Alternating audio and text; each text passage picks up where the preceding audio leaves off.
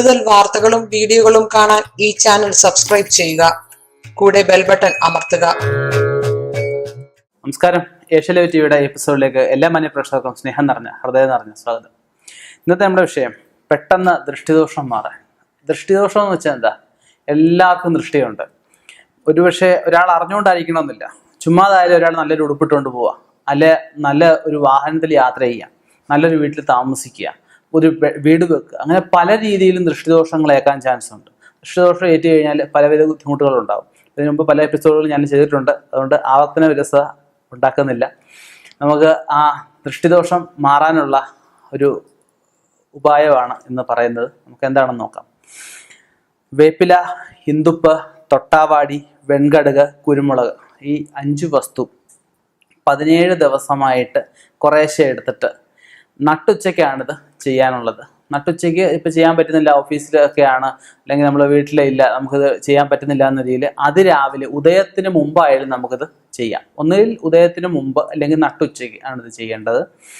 നമ്മളിത് കുറേശ്ശെ എടുത്തിട്ട് നമ്മൾ കിഴക്കോട്ട് നിന്ന് 2 പ്രാവശ്യവും, പടിഞ്ഞാട്ട് നിന്ന് 2 പ്രാവശ്യവും, വടക്കോട്ട് നിന്ന് 1 പ്രാവശ്യവും, തെക്കോട്ട് നിന്ന് 1 പ്രാവശ്യവും, മുകളിലേക്ക് നോക്കി 2 പ്രാവശ്യം, താഴേക്ക് നോക്കി 2 പ്രാവശ്യം, ഇത്രയും പ്രാവശ്യം ഒഴിഞ്ഞിട്ട് 17 ദിവസമായിട്ടാണ് ഇത് ഒഴിഞ്ഞ് ഒന്നുകിൽ ഒഴുക്കുവെള്ളത്തിൽ കളയാം, അല്ലെങ്കിൽ മറ്റാർക്കും ദോഷം വരാത്ത രീതിയിൽ വേറെ ഏതെങ്കിലും ഭൂമി നിർമ്മാർജ്ജനം ചെയ്യാം.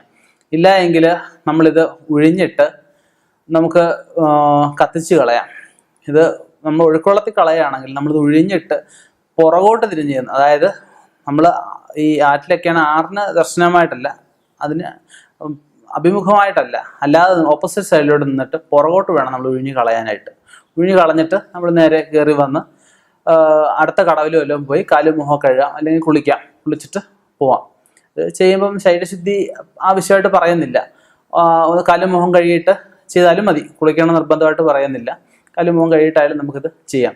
ഇത് പെട്ടെന്ന് തന്നെ നമുക്ക് ആ ദൃഷ്ടിദോഷത്തിൽ നിന്നും ഒരു പ്രാവശ്യം ഇടുമ്പോൾ തന്നെ നമുക്ക് ആ ഒരു പെട്ടെന്ന് നമുക്കൊരു പോസിറ്റീവ് എനർജി, നമുക്ക് ആ നെഗറ്റീവ് എനർജി നമ്മളിൽ മാറിപ്പോകുന്നൊരവസ്ഥയും നമുക്ക് ഉണ്ടാവും.